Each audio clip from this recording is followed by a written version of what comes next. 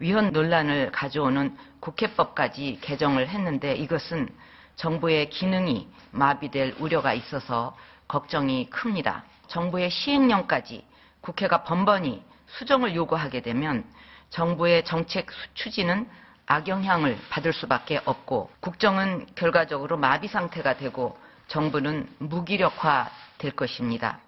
그렇기 때문에 이번 국회법 개정안은 정부로서는 받아들일 수 없습니다. 자, 박근혜 대통령이 오늘 아주 정치권을 향해서 큰 메시지를 던졌어요. 그래서 오늘 저희가 집중 토크로 이 문제를 자세히 한번 풀어보기 위해서 별도의 공간을 마련해서 전원책 변호사 그리고 박성원 논설위원과 함께 이 문제를 자세히 한번 짚어보도록 하겠습니다. 자, 오늘 저도 깜짝 놀랐습니다. 오늘 전원책 변호사님, 박근혜 대통령의 저 메시지 예상을 하셨었습니까? 이건 대통령에게 선택의 문제가 아니에요. 예. 이 문제는 지금 이 야당과 여당이 합의를 했다고 하지만 야당이 원래 주장을 해서 국회법에서 앞으로 행정부의 시행령을 심사를 하고 수정을 요구할 수 있도록 만들었단 말이에요. 이게 지금 강제성이 있느냐 없느냐 이걸 갖고 지금 또 논란을 벌이고 있는데 그 자체로서 이건 위헌이다 아니다 문제가 아니라 민주적 기본 질서를 해친 것이냐 아니냐 하는 문제예요. 그래서 대통령으로서는 이건 거부권을 행사를 할 수 있다 없다 이 문제가 아니라 거부권을 행사할 것인가 아닌가 이 문제가 아니라 반드시 해야만 하는 반드시 해야 된다. 반드시 해야만 하는 문제입니다. 예.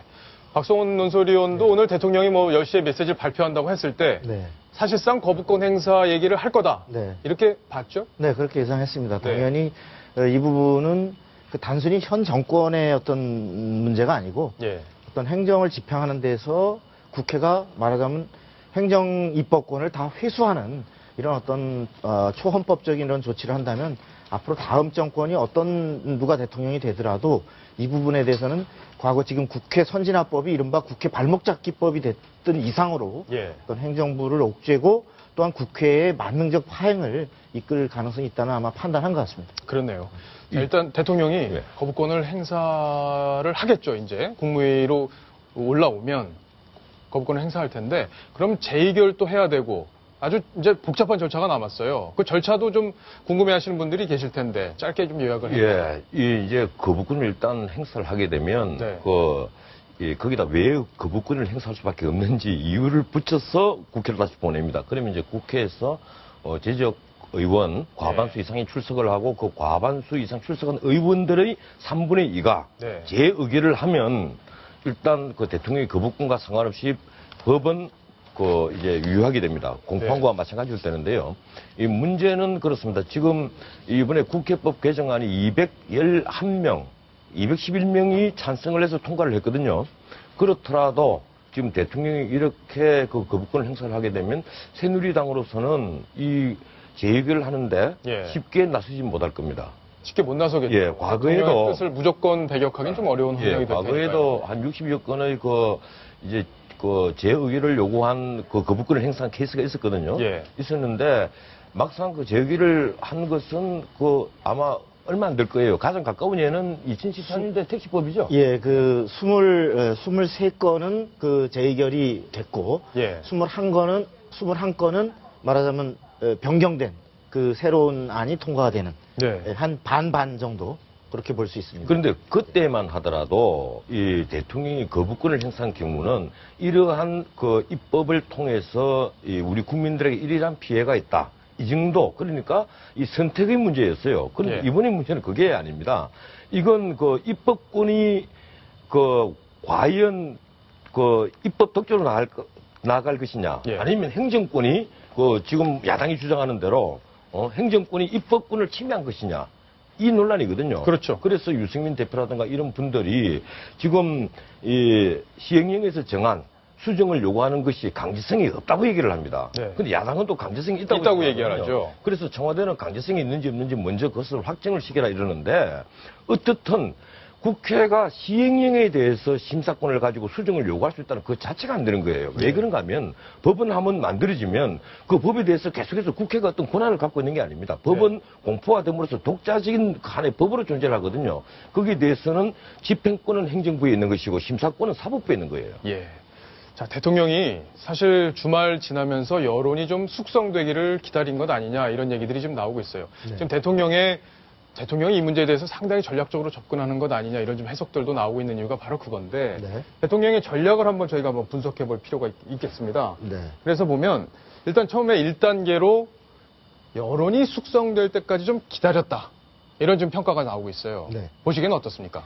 그렇습니다. 1차적으로는 그 홍보수석을 통해서 이 법이 위헌적 요소가 있다라는 문제제기를 해놓고 예. 이제 주말 여론의 흐름이 바로 그 입법 독재 그리고 또 어떤 행정부까지 무능화되는 식물화되는 이런 식물 정부 이런 우려가 이제 여론에서 제기되면서 네. 많은 그 법학자들의 또 전문가들의 그 논의가 지상을 통해서 신문을 통해서 방송을 통해서 소개가 많이 됐죠. 그랬죠. 다수는 이 부분은 위헌의 소지가 있다. 예. 위헌이라고 단정하는 또 전문가도 있지만 다수가 그 위헌의 소지가 있다. 이런 여론이 형성된 상황에서 그 실제로 이제 국회에서 정부로 이송되어 오기 전에 어떤 이송되어 오면 거부권을 정식으로 행사하는 이런 또 부담스러운 과정을 거쳐야 하니까 이송되어 오기 전에 국회가 스스로 다시 재논의를 할 수 있는 예. 그런 타이밍을 바로 오늘 수석비서관 회의를 주재하는 자리에서 어떤 오늘 그 던졌다. 근데 전원책 변호사님, 근데 지금 국회가 뭐 야당이 그걸 응하겠습니까? 재논의에? 지금 대통령이 오늘 그 수석비서관 회의까지 미룬 것은 예.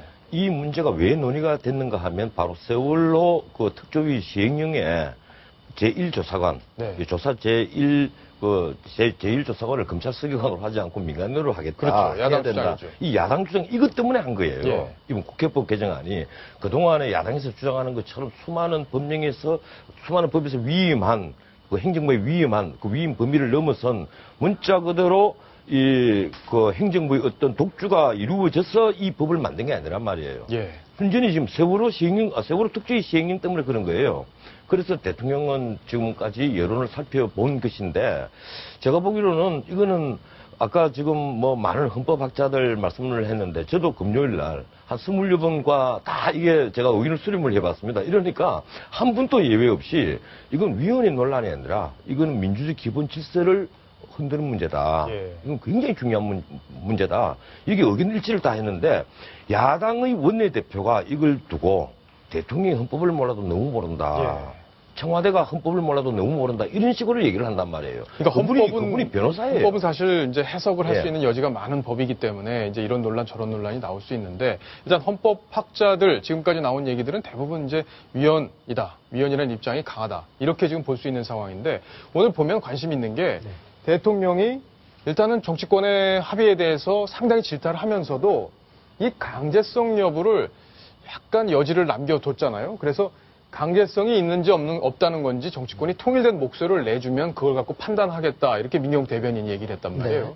그렇다면은 네. 막무가내로 밀어붙이지는 않고 네. 이게 위헌성이 있는 거를 재차 확인을 한 뒤에 네. 그 뒤에 대통령도 드라이브를 걸겠다. 이런 네. 취지로 본단 말이에요. 그렇습니다. 이제 정식 그 이송되어 와서 거부권을 행사하게 되면 어쨌든 국회의원들로서는 어쨌든 대통령의 이런 충정이나 이런 걸 받들어서 입장을 바꾼다고 하더라도 부담이 있지 않습니까? 그렇겠죠. 네, 피차 부담이 있으니까 그 전에 자 그러면 여기서 규정한 국회가 어떤 수정을 요구했을 때 그것이 강제력은 아니고 예. 어떤 하나의 참고 내지 통보 정도의 효력이다라는 의미로 문구를 수정해 주거나 네. 아니면 명확한 정치적 선언이라도 여야가 만일에 해준다면 그걸 레코드 삼아서 앞으로 어떤 행정부에 대해서 무조건 흔들 수 있는 여지를 차단하는 이런 선에서 정치적인 해결을 말하자면 오늘 그 모색한 것인데 시도한 건데. 예, 그러나 현실적으로 이미 야당은 무슨 소리냐.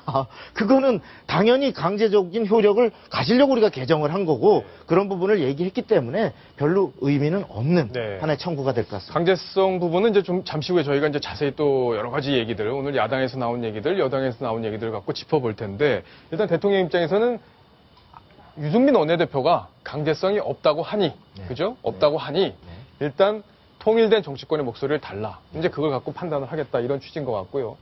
그리고 3단계로 가면은 이 거부권을 행사할 수밖에 없는 상황으로 가는 건데 그렇게 되면은 새누리당에게 선택을 강요하는 그런 상황이 되는 거잖아요. 네. 나를 버리고 갈지 네.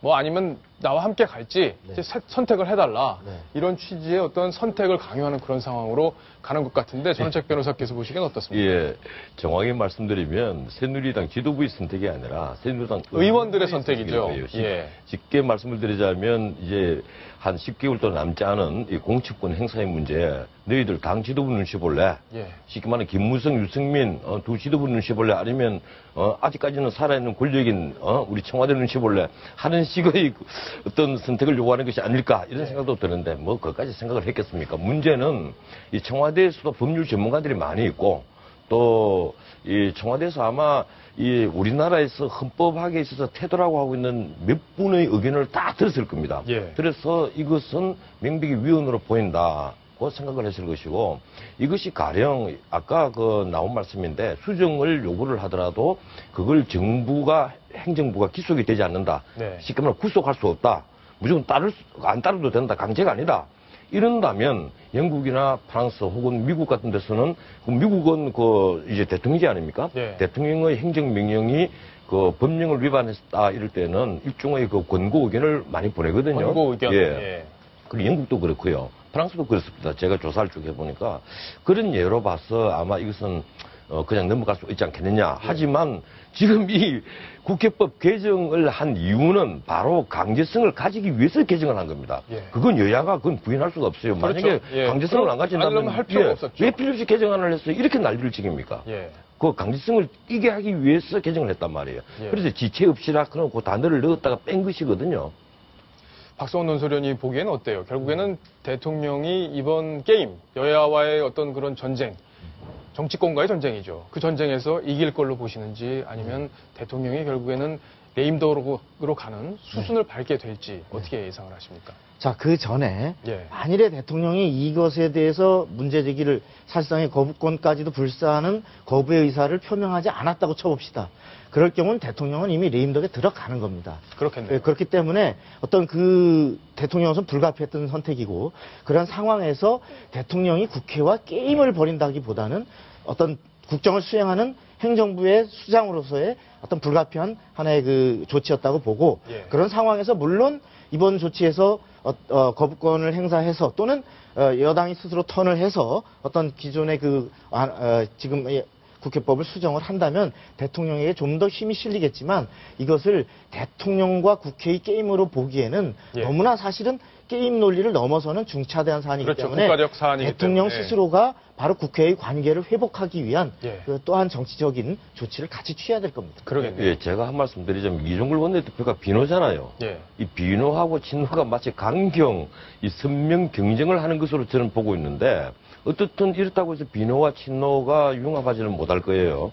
이 비노 친노 이번에 이 대통령이 거부권 행사로 해서 이 유승민 의원이 나는 이제 친박을 완전히 벗어난다고 보고 그동안에 뭐 이미 비박이 됐다고 얘기들을 다 하는데 그래서 친박과 비박의 본격적인 갈등이 시작될 수 있지 않겠느냐. 예. 저는 이렇게 보고 있습니다. 그렇겠네요.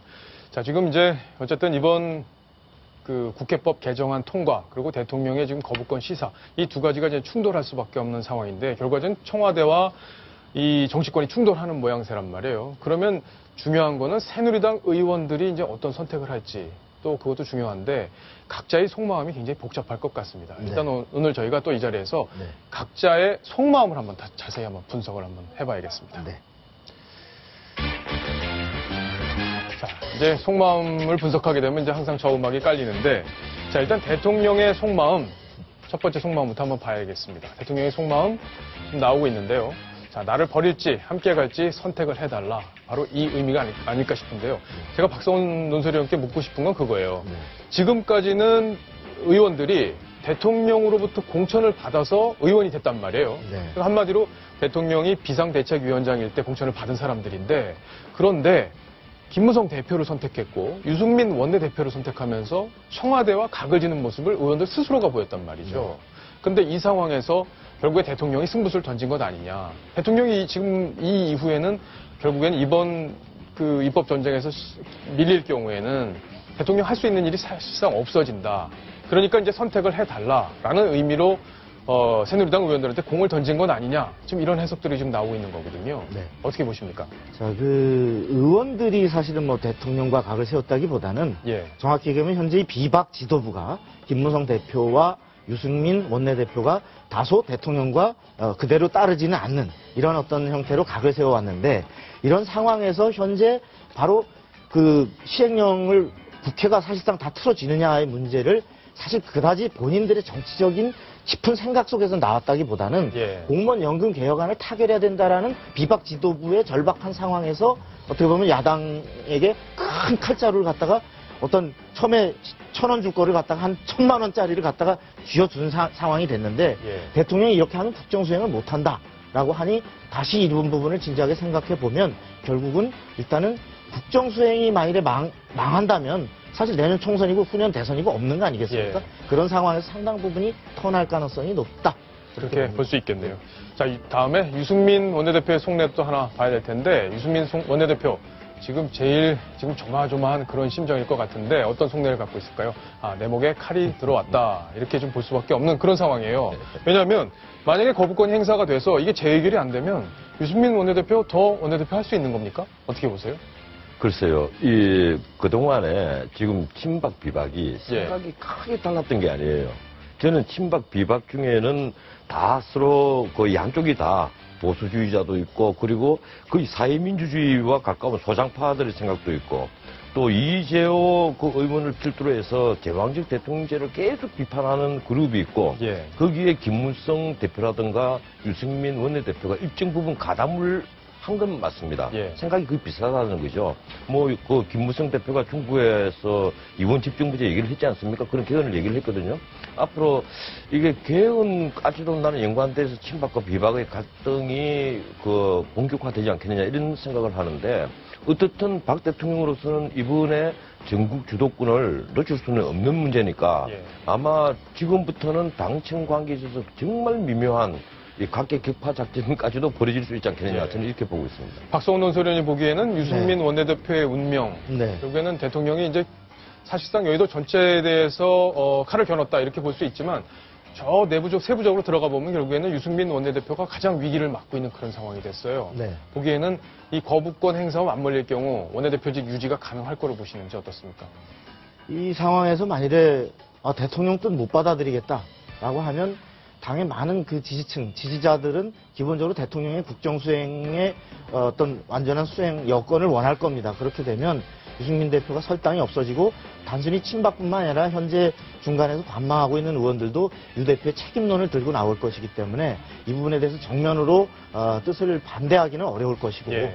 다만 여기서 입장을 터냈을 때 여야 협상이 앞으로 야당이 유승민 원내대표를 상대하려고 하겠는가. 그렇죠. 이런 부분이 아마 고민일 텐데 그렇게 돼서 그 부분을 결국 극복하지 못한다면 사퇴까지도 생각해야 되는 이런 상황에 몰릴 수도 있을 겁니다. 제가 짧게 한 말씀 드리자면 이 유승민 원내대표는 원내대표를 해서 이 정치적으로 신뢰를 가장 많이 잃은 대표적인 정치인이 될 겁니다. 그래요. 이분이 원내대표가 되고 나서 이 국회 대표연설을 할 때부터 보수주의하고는 이제 거리가 멀어졌고요. 그리고 이제 친박계와 완전히 담을 쌓는 셈이 되어버렸거든요. 그래서 만약에 이번에 거부권이 행사가 되면 과연 유승민 대표가 원내대표로서 계속 버틸 수 있겠느냐, 저는 못 버틴다고 봅니다. 못 버틸 거다. 예. 자, 김무성 대표의 생각도 사실 궁금합니다. 물론 이번 협상의 주도권은 유승민 원내대표가 쥐고 있었고 김무성 대표는 다만 또 협상에 참여를 했기 때문에 책임도 같이 있는 그런 상황인데 어떤 속내를 갖고 있을지 같이 한번 보겠습니다. 자, 김무성 대표의 속내 난감하다. 예, 정말 난감하겠습니다. 김무성 대표가 지금 가장 고민해야 될 것 바로 이 수습책이 아닐까 싶어요. 수습할 수 있는 건 김무성 대표밖에 없지 않습니까? 지금 청와대와 유승민 원내대표를 필두로 한 원내 지도부와의 관계 어떻게 수습할 수 있을까요? 자, 오늘 그 일단을 드러낸 게 대통령과 우리 당의 뜻이 다를 수 없다. 이것이 이제 하나의 가닥이라고 보는데 그렇게 얘기를 했죠. 오늘 김무성 결국 대표가. 그 얘기는 대통령이 얘기한 그 호소 국정 수행을 불가능하다 이런 법으로는 라고 하는 부분을 따르면서 다만 그 어떤 전문가들의 의견을 수렴해서 어떤 해법을 찾아보겠다. 결국은 턴하기 위한 수순에 들어가면서 대통령의 뜻을 갖고 의원들을 설득해서 어떤 그 다시 이걸 재개정한다든지 하는 해법을 마련하는 수순으로 가려고 하는 것 같습니다. 자, 나머지 속마음들도 빠르게 한번 검토를 해보도록 하겠습니다. 자, 나머지 속마음, 대통령의 속마음. 자, 국민과 여론은 내 편이다. 지금 여론은 그렇게 흘러가고 있습니다. 국민들도 지금 여의도 정치권의 야합에 대해서 여러 가지 비판을 하고 있는 상황이고요. 유승민 원내대표, 지금 답이 없는 상황이네요. 정말 탈출구를 찾기 어려운 상황. 김무성 대표에게 뭔가 탈출을 대신 부탁해야 되는 그런 상황이 되지 않았나 싶은데, 결국엔 선진화법, 이 선진화법에 대해서 김무성 대표, 누가 만들었노? 선진화법을 만든 시기가 예. 이 새누리당으로 막 바뀌었을 때 네. 예, 한나라당이었어요. 쉽게 말하면 비대위가 주도를 해서 그 안에서 황우여 그리고 남경필 이런 분들이 주도를 해서 만든 것 아니에요. 네. 그리고 박 대통령이 그걸 충분히 인지를 했고요. 결국은 국회 선진화법은 저는 위헌이라고 보는데 어떻든 김무성 대표가 이런 궁지에 몰린 것은 딱 하나입니다. 그 이유는요. 김무성 대표가 너무 타깃을 차기 대권 주자에 맞추고 있고 자기 대권에 맞추고 있고 거기에다가 이 본인이 내공을 너무 쌓지 않았어요. 예. 공부 좀 이 방송 들으시면 화내실지 모르겠는데 이 정말 카리스마를 가지고 대권 주자로서 우뚝 서시려면 매사 치밀하게 공부를 좀 하시고 나오셔야 되지 않느냐 네. 저는 생각을 합니다. 자, 야당 지도부의 생각도 궁금한데 지금 그동안 야당에선 계속 야당이 싸우기 때문에 관심을 가졌는데 자, 이제 당신들이 한번 열심히 싸워봐라. 야당은 지금 이제 불이 났던 거를 어느 정도 진화를 하고 지금 여당 쪽으로 불이 옮겨붙는 그런 상황이기 때문에 야당 입장에서는 이렇게 손해보는 그런 상황은 아니다. 이렇게 지금 보여지는데 여야 원내대표가 오늘 또 이에 대해서 여러 가지 입장을 내놓았는데요. 이 목소리들을 들어보고 이야기를 또 이어가겠습니다.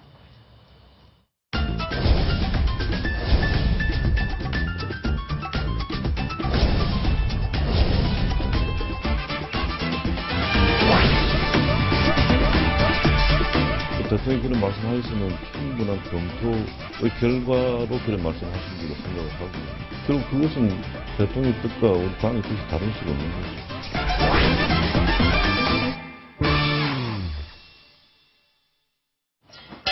바로 대통령과 당의 뜻이 다를 수 없다. 바로 저 부분인데 박성훈 논설위원. 네. 결국에는 대통령이 하는 것, 김무성 대표는 그 선을 넘지 않겠다라는 걸 분명히 저 발언으로 보여준 것 같아요.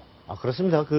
당의 지지자들이 무엇보다도 확고한 박 대통령의 국정 수행에 성공을 바라고 있는 상태에서 대통령이 국정 수행을 못하겠다는데 무슨 소리 하고 틀게 되면 여당 대표로서의 대선은커녕 그 대표로서의 미래도 없는 거니까. 예. 자, 오늘 당이 부글부글 끓었습니다. 특히 유승민 원내대표에게 화살이 집중됐는데 당 내에서 오늘 회의에서 나온 공식 석상에서 나온 유승민 원내대표에 대한 성토 저희가 영상으로 묶어봤습니다. 난감하네. 정부 시행령까지 동의해줬습니다. 그래놓고 아무 문제가 없다. 나는 찬성할 필요가 있다고 생각합니다. 난감하네. 참다가 이 말씀을 제가 드리는 겁니다. 유승민 대표 체제 출범 이후에 청와대와 당의 갈등은 할수록 지금 심화되고 있습니다. 저는 원내대표의 자리는 개인의 자리가 아니라 막중한 책임이 따르는 저는 자리라고 봅니다. 난감하네. 대통령과 당의 관계는 운명 공동체라고 우리 당원의 명문으로 규정되어 있습니다. 우리 당의 최고 지도자입니다.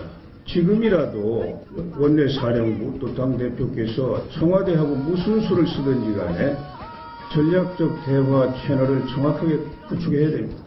지금 우물쭈물 할 때가 아니고요.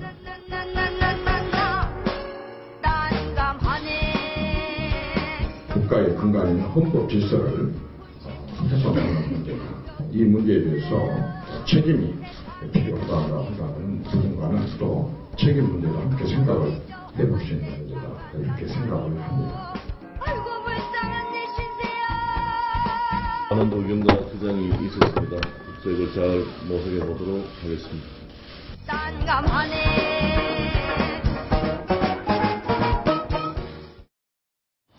자, 유승민 원내대표가 처한 현실, 어쩌면 저 노래와 이렇게 잘 맞아 떨어지는지 모르겠는데요. 천상철 차장. 네. 보면 아까 이인재 최고위원이 그 얘기를 했어요.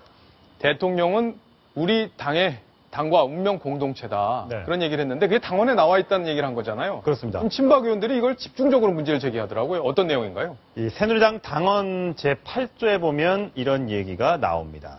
당과 대통령의 관계를 설정한 부분인데 이렇습니다. 당은 대통령의 국정 운영을 적극 뒷받침하며 예. 그 결과를 대통령과 함께 책임진다. 그러네요. 함께 책임이라는 표현이 있습니다. 그래서 이제 운명 공동체란 말이 나오는 거죠. 예. 그 당정은 원활한 국정 운영을 위해 긴밀한 협조 관계를 구축한다. 예. 사실 당헌 제8조만 놓고 보면 유승민 원내대표가 처한 현실은 결국 당헌을 위배한, 당헌을 어긴 셈이 현재로서는 되고 있는 거죠. 저런 부분에서 이인재 최고위원이 운명공동체라는 말을 지적을 하면서 예. 협상이 잘못됐다 이렇게 지적을 하는 것 같습니다. 그렇군요. 자, 공동 운명체, 뭐 당이 잘 돼야 대통령도 잘 되고 뭐 그런 논리를 당원에 이렇게 정리를 해놨다. 저도 처음 알았습니다, 오늘. 이인재 최고위원이 얘기를 했기 때문인데, 자, 시청자 의견 왔는데 한번 같이 보겠습니다. 유승민 원내대표가 문재인 대표를 살렸네요. 야당에 쏟아지던 비난을 새누리당에 돌린 공에 대해 야당에서 표창이라도 해야겠습니다. 세상에서 자신이 제일 잘난 듯 할 때 그때를 경계해야 합니다. 전원책 변호사님. 예.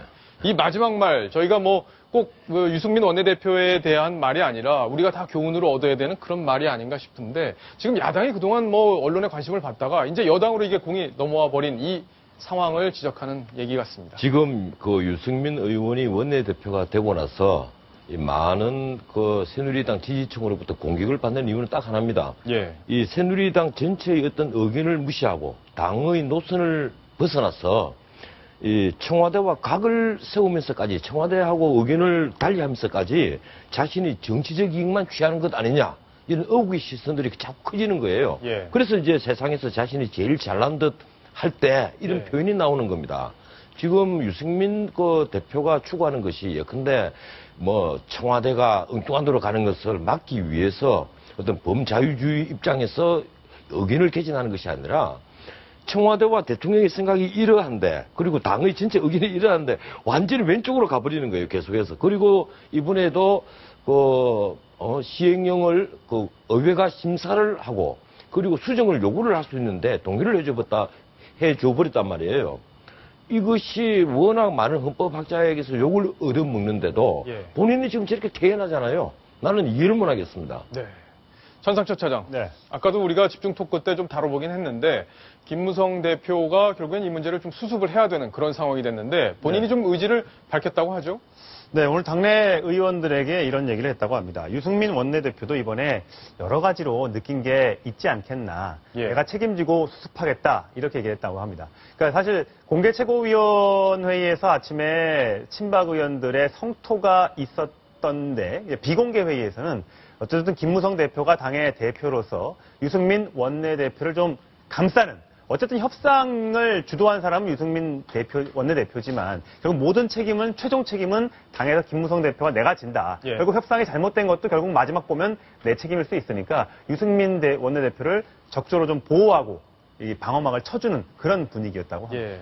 아까 보면은 이정현 최고위원이 이런 얘기를 했잖아요. 책임이란 얘기를 거론했는데 유승민 원내대표를 조준해서 책임 얘기를 꺼낸 거잖아요. 네. 자, 그렇다면 친박 의원들이 앞으로 집단 행동을 할 가능성, 유승민 원내대표를 불신임할 가능성 이런 것들이 지금 거론되고 있는 상황인데 뭐 내일 단체로 모인다고 하죠? 이 친박계가 주축이 된 새누리당 모임이 있습니다. 정확한 명칭은 국가 경쟁력 강화 포럼. 여러 가지 이제 좋은 뭐 경제라든지 앞으로 노령화 이런 거에 대해서 연구하는 그런 모임인데 이게 친박계 위주로 되어 있다 보니까 내일 모이는 게 혹시 청와대와 교감, 이 주파수가 통한 것 아니냐. 청와대가 좀 적극적으로 나서서 여론몰이를 좀 해다오. 이런 어떤 주문이나 부탁이 있어서 이 모임이 예정대로 열리는 것이 아니냐. 이런 얘기가 나오고 있는데 일단 친박계 의원들은 이번 회동을 시작으로 해서요.